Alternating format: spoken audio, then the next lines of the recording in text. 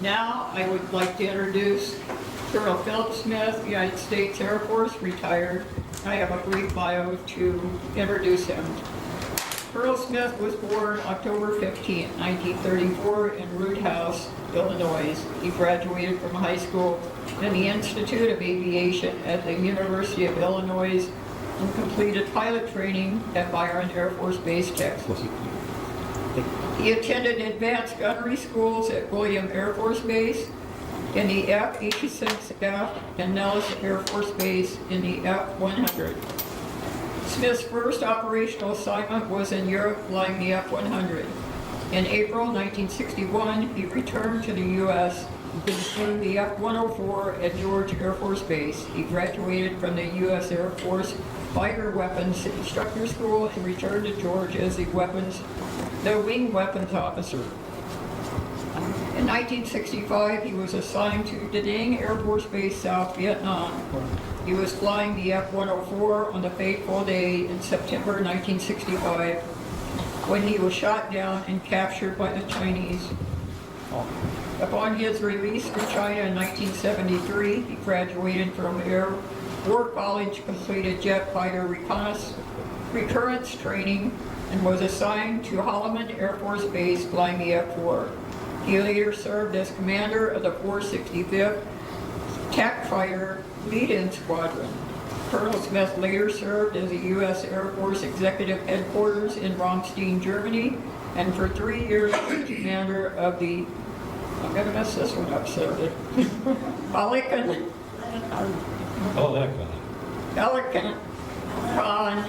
Air Base, Athens, Greece. After 5 years in Germany, he returned to the States as base commander for Strum Air Force Base, Texas. He then joined the Air Force Inspector General team at Norton Air Force Base, California for his last assignment. Col Smith retired in July 1987 after 33 years of active duty. His military decorations include the Silver Star, Legion of Merit, Bronze Star, Air Medal, Purple Heart, and other medals. He and his wife, Peggy Hertz, live in Scottsdale, Arizona. Col Smith and his wife wrote a book, Journey into Darkness, about his years at the POWs. Please share with me a welcome, Col Philip Smith.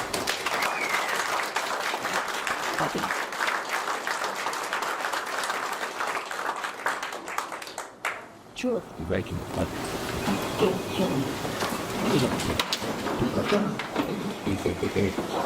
Thank you, Kathy, and thank all of you for being here. So many of you are veterans. I salute you and thank you for your service.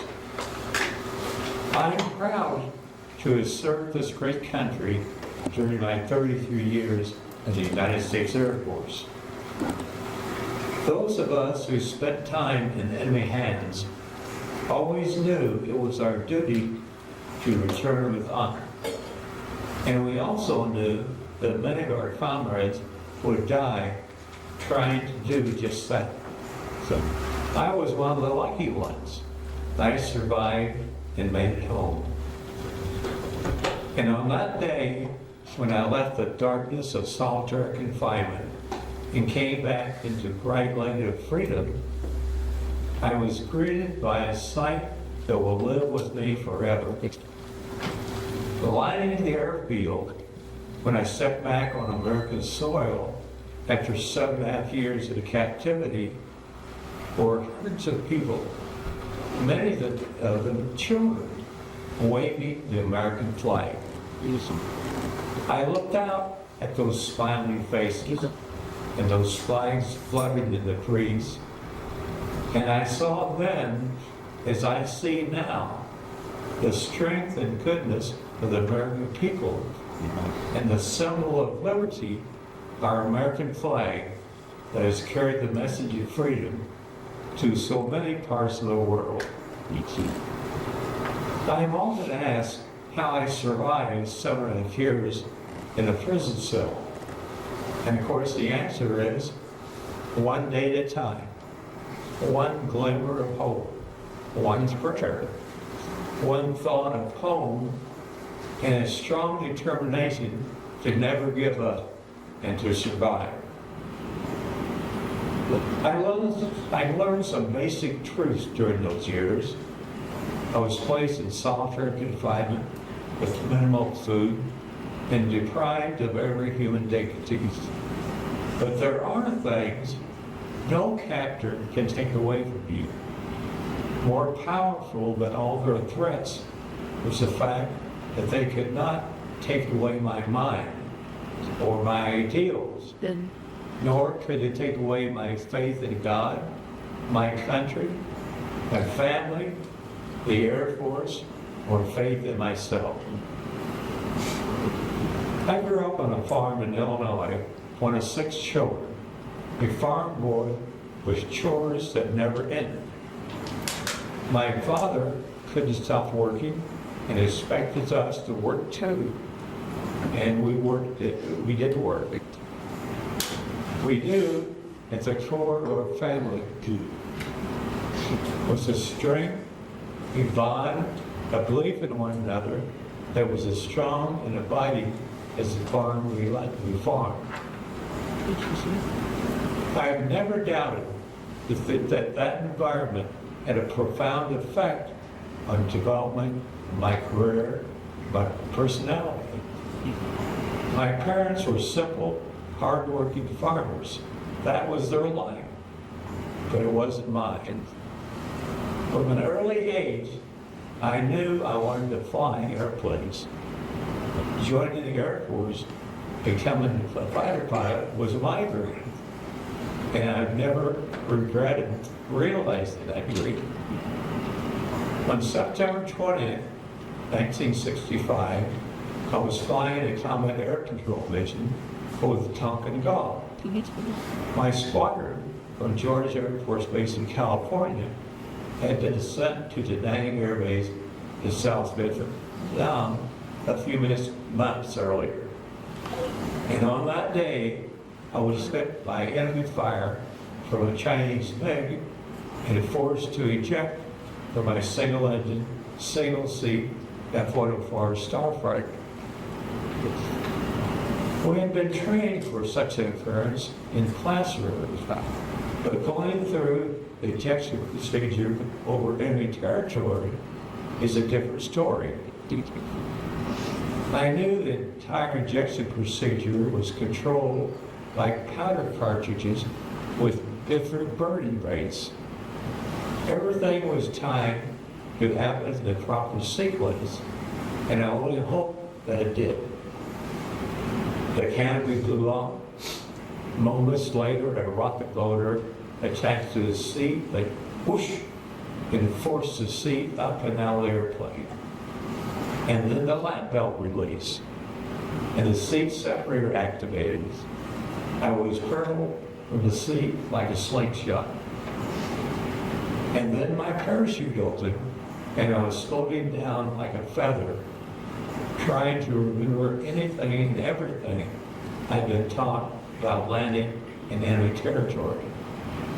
It didn't really matter though, because as I looked down, I saw I was about to land in the middle of a Chinese fishing fleet. An old man in a rickety boat paddled up to me, took my hand and pulled me on board. Within hours of my shoot downs, the Chinese communists announced to the world that one of their planes had shot down a US F-104 near Hainan and captured its pilot, Captain Philip Smith. I was the first American to be captured by the Chinese since the Korean War. And at least their announcement revealed to my country and others that I was alive. I was first held in Canton in southern China and hoped I might be released. Then the communist government came to a decision that would ultimately be a devastating blow to me. I was put on a train under heavy guard for a 2-day trip north to Beijing. I knew I was going in the wrong direction, away from freedom. The prison in Beijing was large. It was not a military complex, and I learned later that it was filled not with foreigners, but with Chinese people who had been rounded up during the dark days of the Red Guards. I had entered the pits of the Chinese prison system. Little did I know, and it's a good thing I didn't know, that I would be held for 7.5 years. The first year of captivity was the hardest. I was torn apart by feelings of fear, anxiety, anger, sheer loneliness, and despair. My cell measured 10 by 12 feet with a table, chair, wash basin, a bed of boards with a pad, and a 5-gallon bucket in the corner to be used as a latrine. Being captured does something to you physically, and perhaps even more importantly, it does something to you mentally. It tears you apart in their ways. I was filled with terrible guilt, the loss of pride and self-esteem. I had lost the battle in the air, and I tore myself apart, worrying about how the Air Force would feel about my accident that day, and what my fellow pilots, my family, and others were going through. Year after year, the Chinese tried to break me mentally and physically to turn me into a traitor to my country. They did not succeed. As the time in prison passed, I realized something of great importance, how remarkably resilient we are when we have to be. I was locked away from blue sky, green grass, from flowers and trees, and the world as we know it. But in a sense, I didn't have all of that. For what a glorious thing is a human mind. Time after time, my mind took me out of that cell to wherever I wanted to go. I went on picnics, I built houses in great detail, led wagon trains, and tried to remember every one of my teachers and classmates in school. I relived my life. My mind games kept me alive. I also learned that wallowing in self-pity accomplished nothing. Paying attention to what was going around me in that dark, cold, dismal prison mind, I started to listen to the sounds outside myself. Food being delivered, footsteps. I became an animal in the wild, watching and sniffing for danger. One morning, the guard opened my door to allow me to empty my bucket into the train at the end of the hall. So the train itself was revolting. But while I was there, I noticed something that would ultimately play a major role in the lives of those of us who were held in that cell block. It was a mop. In sign language, I asked the guard if I could use the mop to clean myself, and he nodded yes.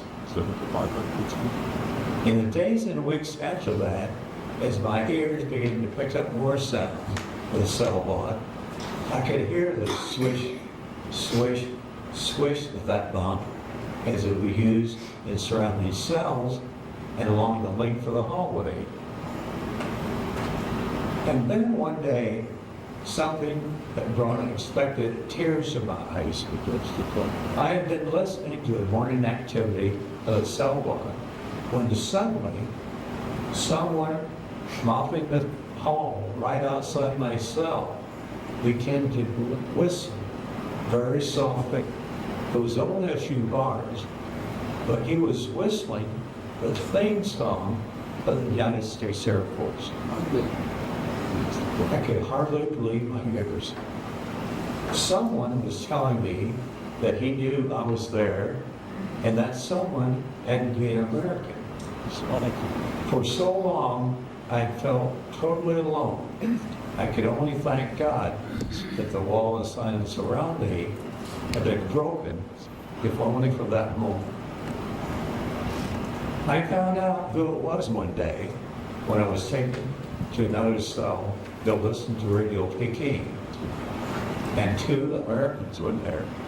They were John Downey and Richard Fecto, CIA agents who were shot down behind enemy lines during the Korean War. They had been in prison for 13 years when I first met them. I will tell you that I have never and will never meet braver Americans. During their long years of captivity, they never lost hope or faith in themselves or their country. We weren't allowed face-to-face meetings very often, but knowing they were there was a huge boost to my morale. They had heard on Radio Peking about an Air Force pilot being shot down. Now they had taken up the bomb, correctly assuming that I was that pilot. Both of them had been sentenced to long prison terms, but in the early 1970s, they were both released. Downey became a judge in Connecticut, Fecto, an assistant athletic director at Boston University. Meeting them was a rare opportunity. There weren't such many opportunities. During my entire captivity, I never had a cellmate. Sometimes I was allowed to communicate with my family, to write or receive one letter a month. I was allowed to exercise in a small courtyard and to have written material, usually communist Chinese propaganda, written in English. And then everything would be taken away. There would be no heat, no outside exercise, no written materials, nothing at all. Somewhere during the years of captivity, I learned that a second American had been shot down and was in our cell block. He was a Navy aviator named Bob Flynn. In March of 1973, Bob and I came out of China at the same time as the American POWs were released in North Vietnam. On that fateful day, we walked across a bridge that was the border between China and Hong Kong. We were escorted by a man wearing the uniform of the American Red Cross. When we left the bridge, I saw 3 British Royal Air Force helicopters parked nearby, their engines running. They were there, our escort told us, to take us to Hong Kong's high-tech airport, or we would board a U.S. Air Force hospital plane or a flight to Clark Air Base in the Philippines. By the time we reached the choppers, their engines were warmed up, their rotors were whirling. I was the first one to reach the largest of the helicopters, and as I come up beside it, one of the crew members inside reached down to take my hand and pull me aboard. I took that hand, feeling my composure begin to crumble. For that simple gesture marked the end of a nightmare beyond description. A picture was forever ingrained in my mind. 7.5 long years, an old Chinese fisherman had paddled up to me in a talking dog, reached out his hand and pulled me onto his small boat. My life as I knew it had stopped. Now the journey had come full circle. The RAF striker was pulling me back to Crete. With no further delay, I could feel the vibration of the helicopters and the increased speed of the engine as the rotors sprang into action and lifted us off the ground. Hearing and feeling the helicopter take off, I had only one thing to me. I was going home. Suddenly, my control was gone. I was overwhelmed, tears streaming down my face. Ultimately, I was able to thank that RAF crew, for they knew they had been a part of a special mission. I felt deeply grateful to them and to the Royal Air Force. After a rigorous physical exam by the Air Force, I received the most welcome news of all, that I had been cleared to return to the cockpit for worldwide duty. To return to the controls of a jet fighter and to resume an active role in my Air Force career played an important part in my post-war adjustment and helped to restore the confidence I needed. After retirement from the Air Force, I received a most unexpected call. The Chinese authorities invited me to return to China as their guest. I wondered about the wisdom of such a return, but I knew I wanted to go back, revisit my battlefield under different circumstances, and try to put those years of captivity into combat perspective. It was quite a trip. I went back to the old prison, walked into the very cell where I was held all those years. I met one of the old prison guards, and even returned to Hainan Island, where I was first been taken ashore in 1965. I even met the Chinese pilot who shot me down. We had a long discussion about the events that took place in the skies near Hainan Island that day in 1965. I was able to learn details that only he could reveal, and he did so willingly. Most interesting to me was when he said through an interpreter, I don't know what it's like to get shot down, but I know what it's like to almost shoot yourself down. He said he had misjudged his closure rate because my plane was so small, and he didn't realize how close he was to me. When he opened fire, pieces of my airplane came back and hit his airplane, causing one into the field.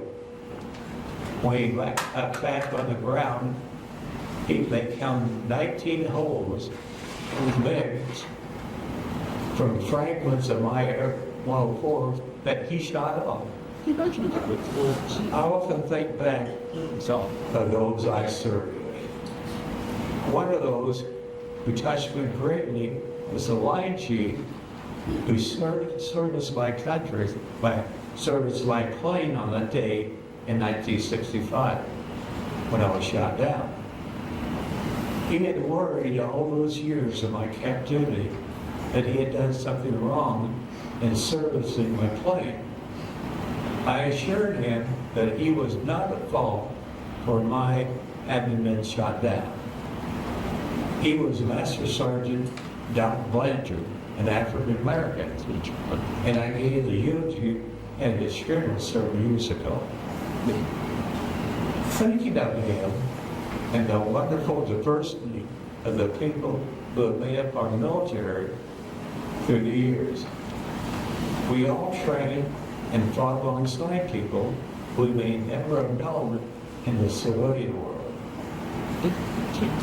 Our comrades came from cities, farms, from different backgrounds, different faiths, and I believe we were enriched by that experience, that we learned something about tolerance and understanding, because we were all fighting for the same thing, the United States of America.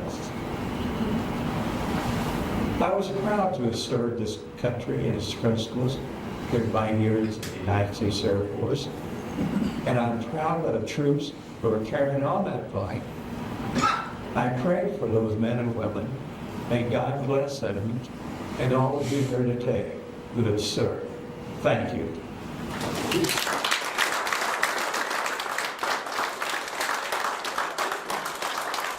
And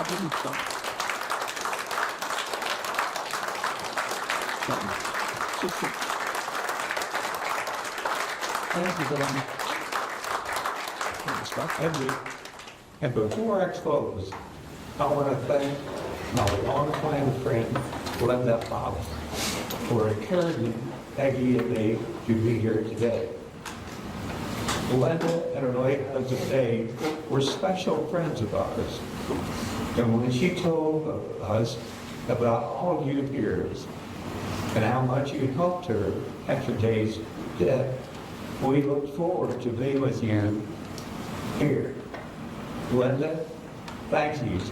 We miss Dave very much. And also, thanks to our former neighbor in Gilbert, Linda's son-in-law, Tyler Troy. And thank all of you for your warm welcome to us. And to Jen for driving us here. I'd be happy to take any questions down here. Thank you.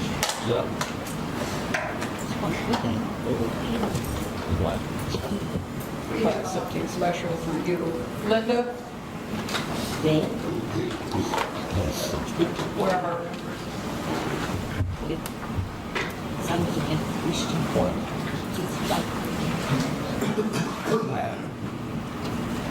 Col Smith, on behalf of the post here and of the auxiliary, I'd like to thank you for your service. And I'm so glad that God saw fit to bring you home. And I'm so happy that you have such a wonderful life now, that you have good memories. Yeah. Thank you. Thank you so much. My husband was the founding commander of this post. I lost him about a year and a half ago. And I was looking through his drawers and I found something that I didn't give away. And I thought, when I heard about you coming here, I thought, what a wonderful thing that I could give as a thank you, as for not only for me and my husband, late husband, but from the post itself. And so I'd like to present you with this. This belonged to my husband, and I hope you enjoyed it and you use it, and if not, maybe you could get started collecting them. Thank you so much.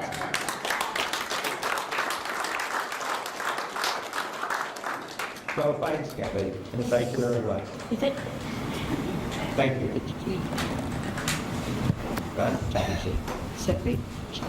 Question. You have a question over there? Yes. I guess we're the Yes. meeting, we should go people. My question was, if you, I don't know how to put it, support a lot of the veterans that came back from the POWs, like Jack McCain and people like that, were you very active with them? Very much so. In a relationship? Very much so. John McCain, I knew him very well. Right. When I was released, John McCain was no Vietnam, and he came to Clark the day before I did. And I was shot down early, and all the people that in North Vietnam knew that the guy up in China. So John McCain, as a good buddy of mine, a good friend of mine, Bob Frater, I wonder how that guy in China's doing. He said, I don't know anything more about what you do, but I know him. And so he told that I knew John McCain about me, and to keep them time to talk about something else except their woes in prison. So when I got there, the hospitals said, that guy in China's coming tomorrow. And my buddy said, I'm going to go out and meet him. John McCain said, I'm going to go with you. So when I got off the airplane, there were the two who were sending. John McCain was in crutches.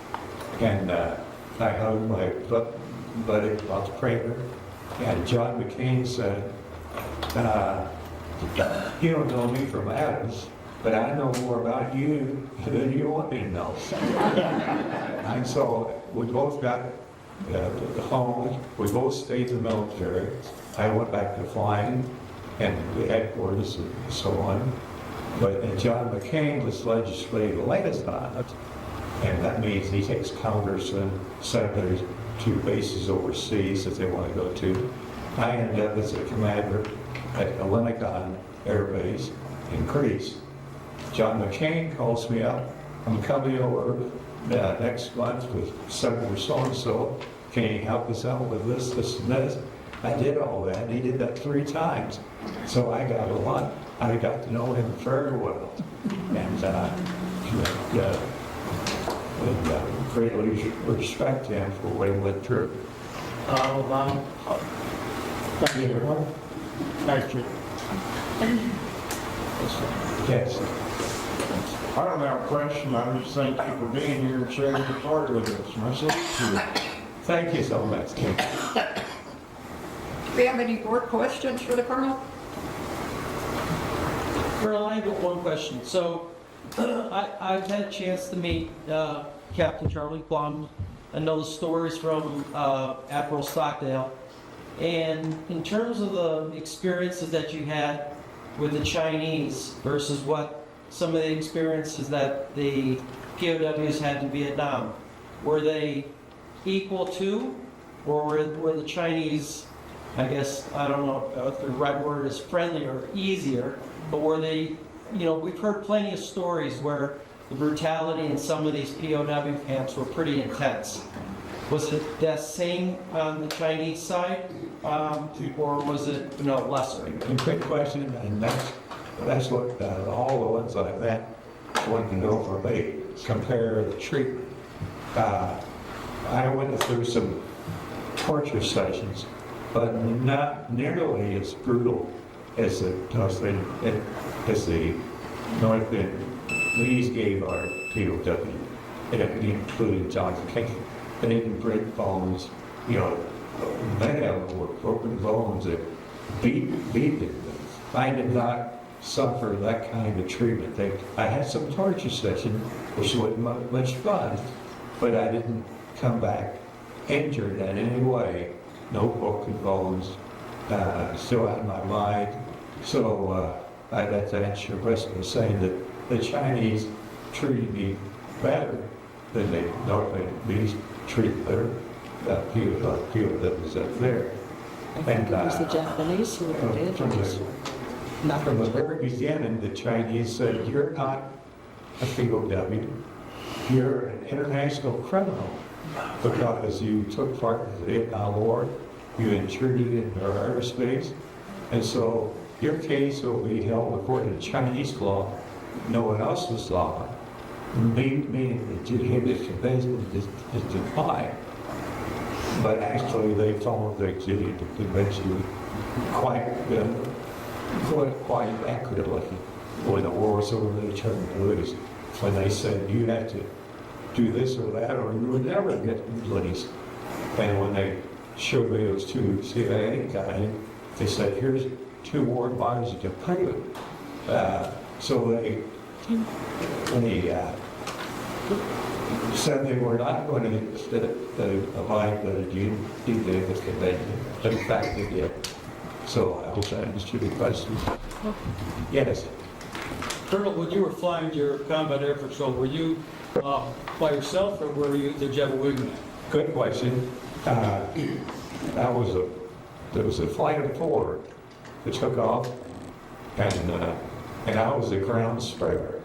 So I went out to get cranked up at the aircraft, and I waited with the engine running to take off in case one of the airplanes didn't get airborne, had to go forward. Well, one of them couldn't take on fuel. The first thing that flight of 4 did, took off and hit the tanker, and then on to our base. So he couldn't take on fuel, so I launched to join the flight. And the other 3 went off on a mission, and I was supposed to try to find him. And my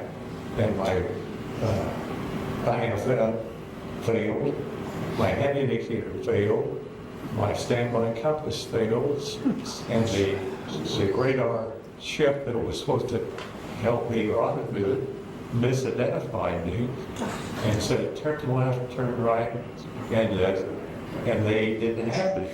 Because one time they said, do you have a wingman? And I said, no, but what we see an airplane on your right wing. So they gave me directions at rendezvous based on seeing these other two airplanes and not me. When I got back, I got a letter from those two guys. They said, we heard all that, and they had us on the radar, not you. So it's a matter of all kinds of things that went wrong. And That's how you ended up at Chinese airspace. that's right. But I think back. Thank you. Well, it's really been wonderful to be with you tonight. And I thank all of you for your hospitality and for treating us and making us feel at home. And I want to thank you for all you've done. Thank you so much for coming and speaking with us. Well, Just greatly appreciate it. well, thank you very much. I salute you, all of you. Thank you.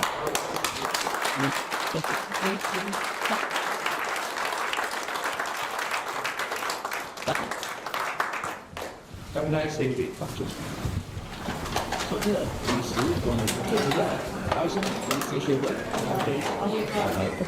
know, thanks to Leanne.